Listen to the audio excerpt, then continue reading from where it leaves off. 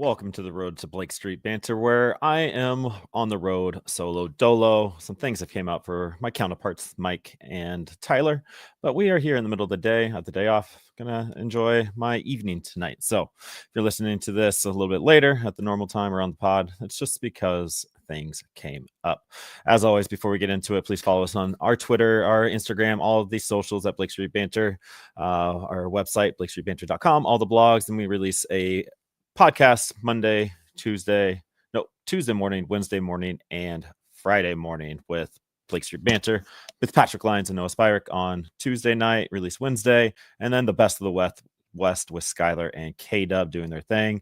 As always, your mama's favorite podcast is here. It's one of these three shows, maybe even the new one that we're going to drop on Thursday night.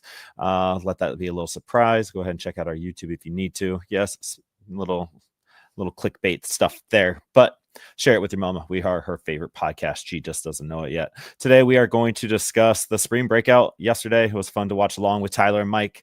If you want to go watch an hour of us just rambling while watching the Spring Breakout game, do your own little thing with that. Feel free to do that. It was just a good time, boys hanging out, just talking ball, as always. But there was some big moments yesterday. It was pretty cool. We didn't get to get past the fifth inning because, life came up for us. So we didn't get to see the Amador home run or the Kyle Karros triple. However, we did get to see Gabe Hughes and Brody Brecht absolutely dominate. Gabe Hughes looked fantastic. He went 2 innings pitched, 2 Ks, a lot of strikes, a lot of just looking good piece. His stuff was nasty. The slider fastball combo was insane. He looks everything that he was supposed to look like as a first round pick a few years ago, coming off of TJ, playing in the Arizona Fall League. Like he's bound for a bounce back 2025. I imagine he starts in Hartford, works his way up to the Albuquerque major leagues. You still never know what the Rockies are doing with Albuquerque and what that is, that moon of a ballpark is. But Gabe Hughes might be the one pitcher in this organization that the Rockies need to step up to start pushing the envelope as a playoff contender, right? You got Chase Dollander making his debut, fighting for his spot right now. You got that. And you got Palmquist and Soley, who are all good in their right aspect, but they don't have that ace quality to go out and get guys out, right? But you have a Gabe Hughes to jump as the number 2 guy right behind Dollander and Ryan Feltner as a 2-3 guy. Like, you're looking pretty solid. And then you got Brody Brecht. We all got to see Brody Brecht for the first time since he was drafted. He was working on some mechanics. They sat him down, no arm stuff last year, so we didn't get to see him in the pros. But dude, man, came ready to play.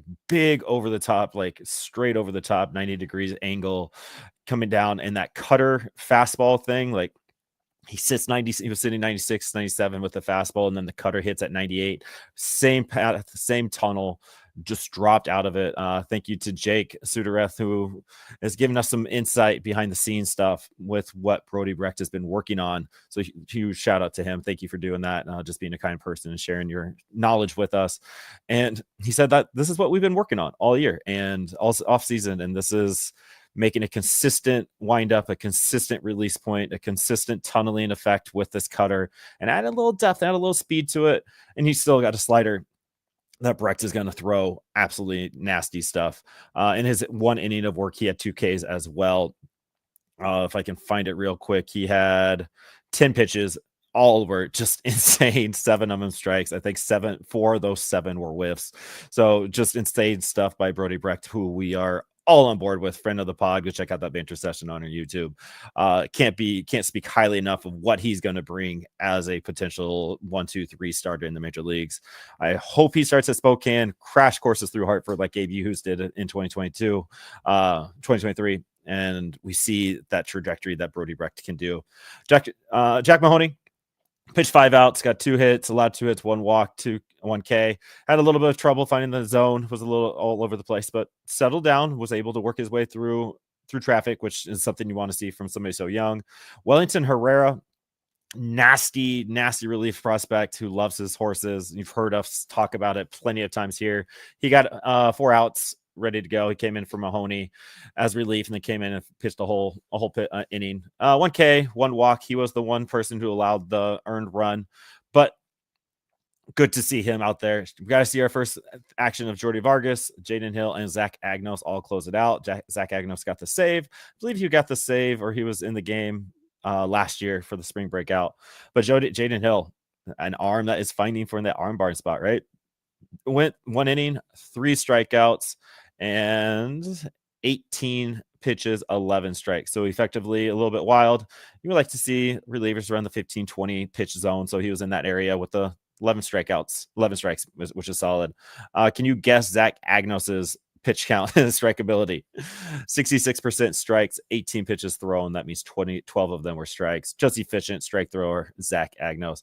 But we got to see Gabe Hughes and Zach Vargas, Jordy Vargas do their thing yesterday, which is huge for Rockies fans on the prospect beat because TJ is the son of a right. You got Jackson Cox trying to work back from that too. We'll see him also. But Tyler on the live cast said Jordy Vargas is set for a big 2025.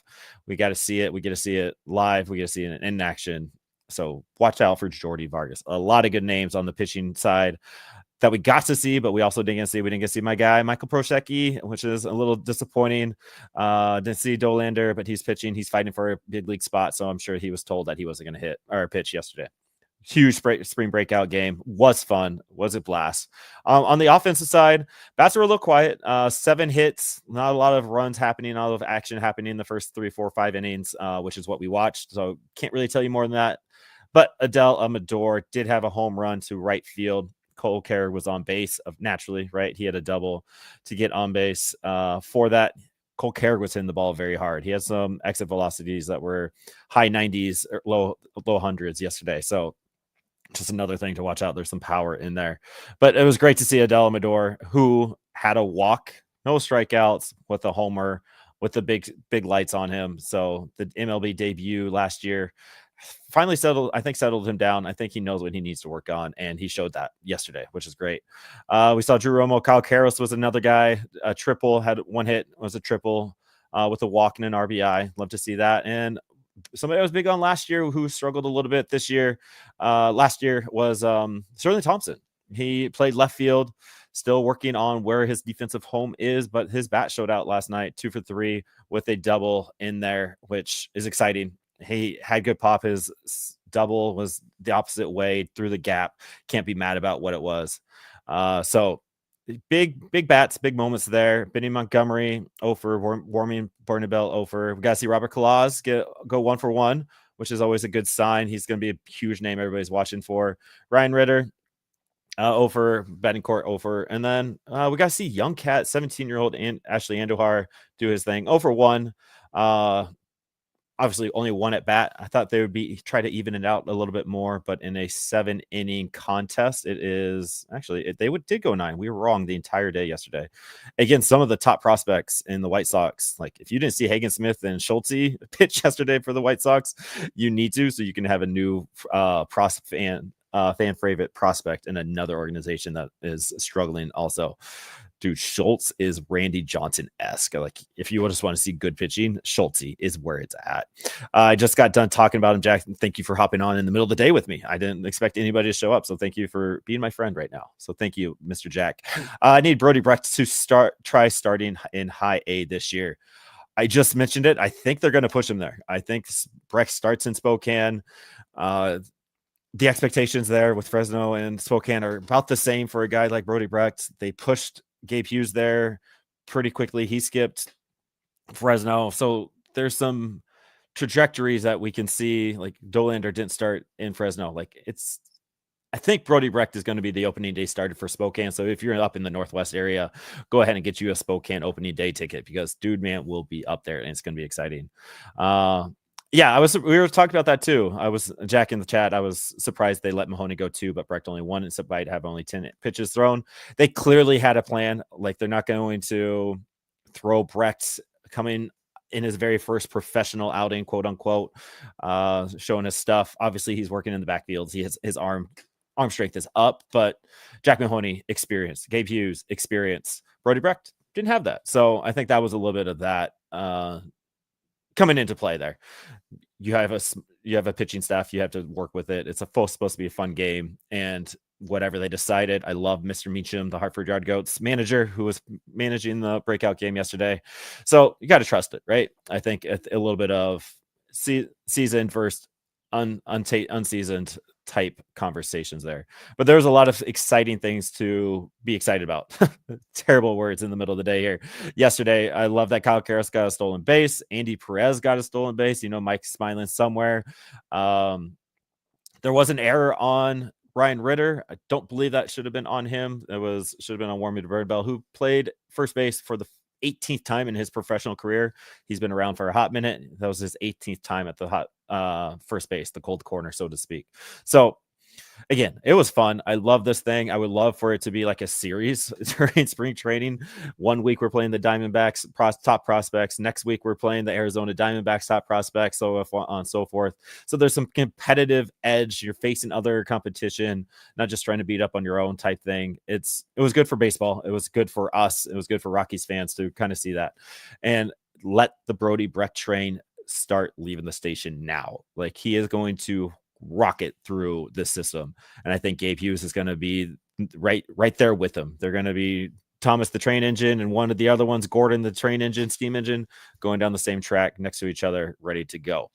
So that recaps the spring breakout. If you want more of it, we were live yesterday for an hour. Go ahead and check it on the YouTube live. You won't see it on the podcast, but it was just fun talking. You can just combine the two if you need to, and if you're not, don't do it, because who wants to listen to three dudes talk baseball with no game happening? Next up, let's talk a little bit about the transactions, and then I'm going to go through our top 40 through 31 of our BSB top 40, give you a quick breakdown of that, and we're going to call it a day. But transactions, by now you have heard that Charlie Condon is out 4 to 6 weeks with this broken wrist, broken hand injury. It's just terrible luck diving for a ball. I thought he was leaving for precautionary reasons. Ends up being x-rays were bad. Bad wrist injury, not what you wanted to see after a dude man was working through a thumb, is trying to prove his point, prove his spot, as haters are hating right now. So I feel bad for Condon, but there are still reports coming out of MLB.com's prospect writers, the Rockies front office writers, that there's nobody that has been this type of hitter in such a long time in the Rockies organization, let alone all of baseball. So pretty exciting stuff to see Charlie Condon for a little bit. Hopefully we see him back by the end of May, June, July, August, September. You're still in 4 or 5 months of baseball ready to go. So shouldn't be too big of a setback for Charlie Condon going forward. And then there's the battles. The battles are itching up. You got right field is up in the air between Jordan Beck and Zac Veen. Zac Veen is making everybody think that it's his job now. Jordan Beck, friend of the pod, appreciate him spending his time with us that day. He just hit a homer the day before, but the bat just hasn't done what it was supposed to this spring training. Maybe it's the injury, maybe it's the pressure that it is, like it's your spot to lose type thing, or it's just me having a talking head and shit's hard, right? Baseball's hard, like he said. Baseball hitting a 97 mile per hour fastball is still hard, and maybe there's just a little bit of that happening. But Zac Veen is making a case. I put it on my personal Twitter that Zac Veen is going to be on the opening day roster. I believe right now I'm taking my guess that it's going to be Zac Veen as right field, and you got Sean Bouchard as the fourth outfielder. I'm not sure if Sam Hilliard will make it through camp with us, and Jordan Beck is just going to go be seasons, and soon as Zac Veen kind of slows down, Beck comes up. You have a few options. You got to figure out which one of these guys are your guys. I can see that being a play for them. So Zac Veen, the prospect that we should all love and watch, is making a case. And then the opening fifth starter, so to speak, if you want to put Austin Gomber in that spot, he will start the season on the IL, which sucks. He made 30 starts last year, was the veteran presence that we all kind of hoped him to be, had everything written about 4 or 5 starters, still does, written over him to just kind of hold the water, keep the water warm while Dollander and Blaylock kind of wait for their turn. But right now it's open, and Blaylock and Dollander are both pushing the envelope. Dollander was insane the other day, 4 innings pitched, like 100 million strikeouts, but looked really good, very consistent, was working on his stuff. He's very open and honest in the post-game stuff about what he was doing, what he was working on. And so you got to believe that Dollander is also considered for that 5th spot. I think his Blaylock's to lose. He already has the major league experience. He's ready to go. His velo's up. He's up. He's looked really good. And Dollander just might need a little bit more seasoning. Don't know what that seasoning looks like because Albuquerque is a freaking terrible place to pitch, but a quality start. 5 innings pitched, 4 or 5 earned runs. A quality start in Albuquerque in that league is five innings, no matter how much you give up. So I think Dollander has the mental fortitude to push through what is Albuquerque. Do the Rockies front office believe that? I have no idea. I'm not behind the scenes. I'm in my basement, see? But it's definitely something that is being considered. And the fact that Dollander did not pitch in the spring breakout, that he's still in the major league camp, says that in the next week or so, we are going to get a very fun decision or a very upsetting decision. And if it's upsetting, Chase is going to have that chip on his shoulder, ready to go. I'm seeing 100 3 or 4 times first outing in Albuquerque if that call goes down. Go check out our banter session with him on the YouTube. It was fun. Jack in the chat still hanging out with me as I'm just rambling on. Thank you, man. I think with Gumber is hurt, Playoff becomes a number 5, and Tanner Gordon makes the team as a long relief. Possibly. That's interesting because Tanner Gordon was optioned to AAA or minor league camp. He is no longer with the big league squad. He is on the 40-man roster, so right, you still have that kind of thing.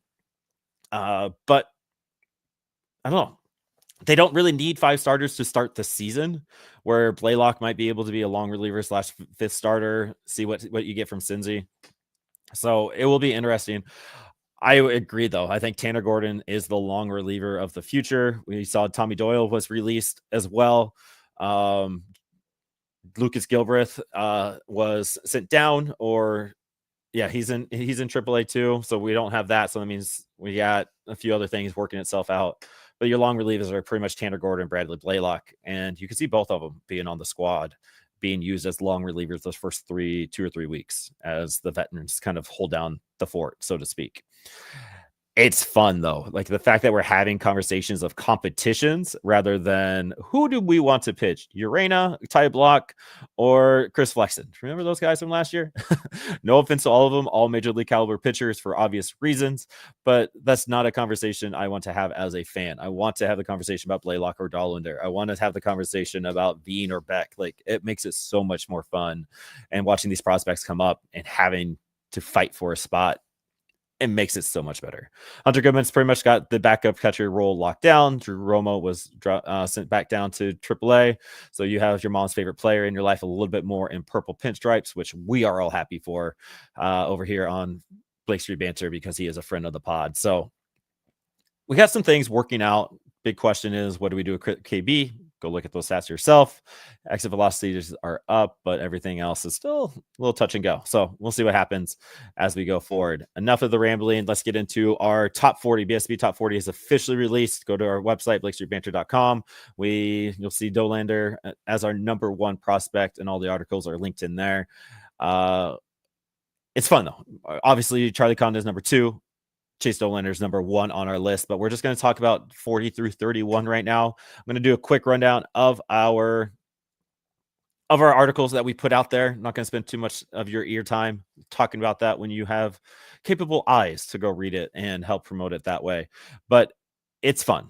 The ranking system is a hodgepodge. There's 5 of us that give our rankings, and we average all of our rankings out to come up with the BSB top 40.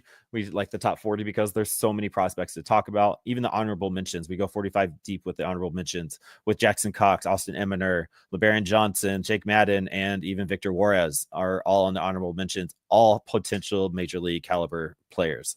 Number 40 up first, number 40, Evan Justice, the lefty, working on a revamped arm slot, is nasty. Had some control issues, but worked on some stuff in the Arizona Fall League.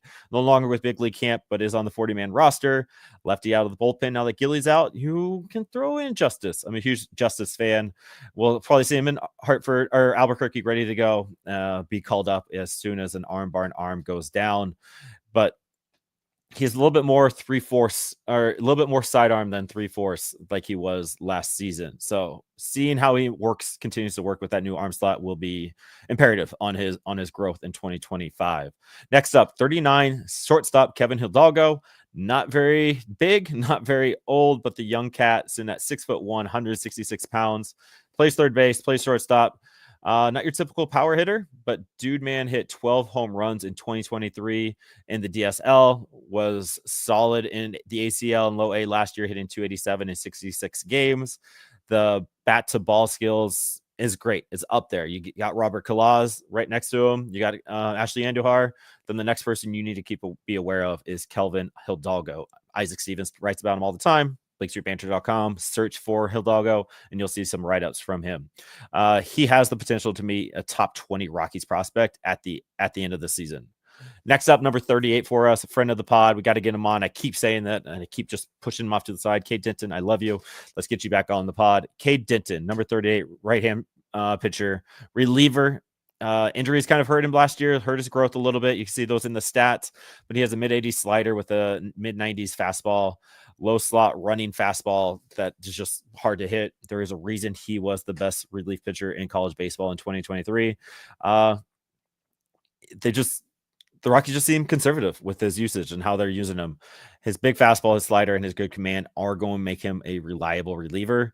You can see him being a solid 6, 7, 8, 9 guy in the arm barn of a major league team, but you also can see him stepping up and getting closing opportunities wherever he's at. You know, the velo is going to uptick a little bit. You know, that slider is going to get developed a little bit more, where he's just going to continue to be nasty. Imagine he'll start in Spokane, but won't be upset, won't be surprised if he starts at Hartford in any point this coming season. Number 37, most electric arm in our system that is not Brody Brecht is Juan Mejia. Dude man has a fastball that hits upper 90s, a slider that has too much whiff that's in it. That's just not fair. But the command is something he's working on. He's got a little swag about him on the mound too. His 10.83 strikeouts per 9 is great, right? But the walk rate sat around 4.4. Not something you want to see in reliever that needs to come in and shut the door. So gotta work on that a little bit with Juan Mejia. I'm sure he is. I'm sure we'll see him in Hartford. Quick trajectory up to Albuquerque.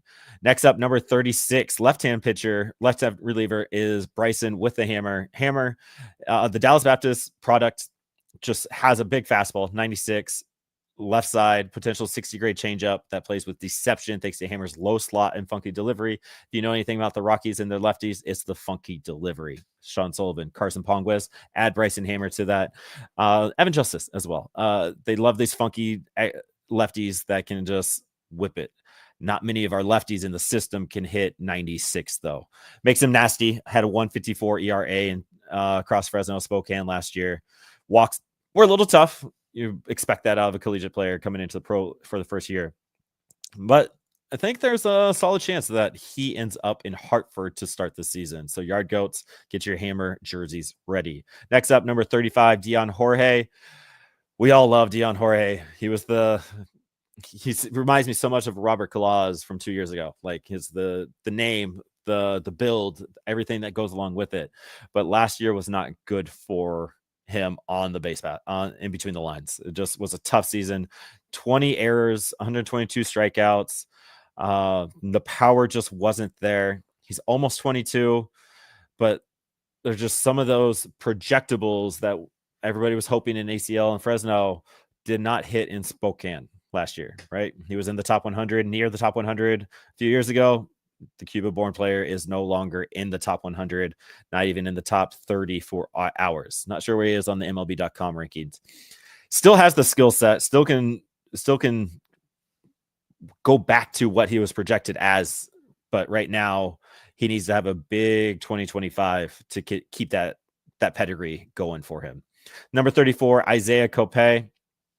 If I said 119 strikeouts in 86 innings, would your jaw drop? Because mine does. Try something different there. But dude, man, Mr. Spin Zone himself, Isaiah Cope, huge strikeouts. His stuff is, you got to be a little worried about his step up with his stuff. The fastball just isn't as fast, isn't as dominant as you would like. So he does rely on the off speed a lot with the big spin, 3,000 RPMs consistently with it. Like you're looking at wiffle ball type stuff, right? But that fastball is sitting low 90s as a left-hand pitcher. Still probably projecting as a starter, but you could see him moving to a relief type role, just to come in, spin it around, give a different look.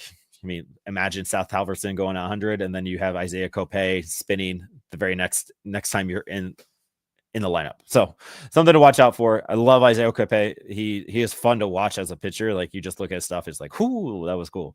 But does it project? Oh, let's find out in 2025. Next up is our boy Jace Kaminska. Big country, big Midwestern. Jace Kaminska, command is his calling card. Dominated Fresno, was a nice little surprise last year for everybody. Sits around 95, has some nice off-speed stuff, but it's the command that made him electric. Not many walks, low walk rate, high strikeouts. Again, stuff that would play at Fresno, but will it play at Spokane, Hartford? We'll see. Still a starter. He'll probably start in Spokane, but you gotta like people that just throw strikes. Zach Agnos, strike thrower. Look where he's at.